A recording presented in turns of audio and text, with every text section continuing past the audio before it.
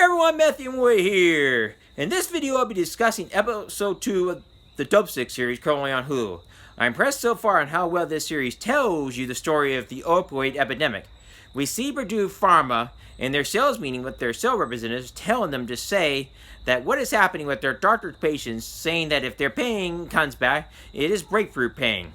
They claim if it is breakthrough pain, then you can justify in doubling the dose. To me, that does not make sense because everything I learned in health class says that you wouldn't want to do that. I'm not talking about health class in college, I'm talking about health class in high school.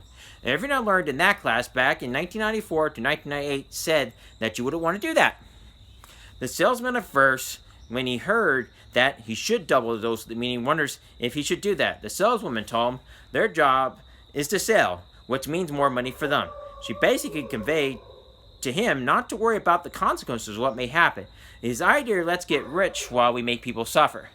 We meet Michael Keaton's character of a rural doctor in the Appalachian area of the United States. He talks to the salesperson who brought him KFC in the last episode, and he tells him that you need to double the dose of OxyContin. The salesman tells the doctor what he learned in the meeting about doubling the dose. The salesman continues buttering up the doctor and trying to have him come to a conference of Purdue Pharma in Scottsdale, Arizona. He goes out to eat with the doctor, having him believe that Purdue is on the side of his patients when they are not. The two lawyers are talking to those that were in the ad campaign of OxyContin. They found out that the individuals were told to say that it was working wonders when it really wasn't.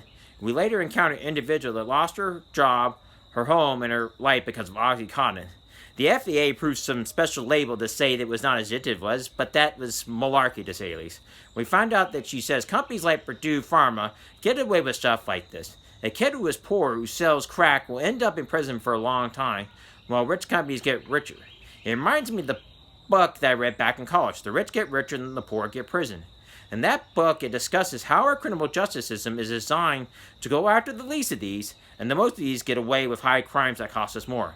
If you're interested in learning more, I will leave a link on how to read that book. It has 3 options to buy on Amazon if you're interested.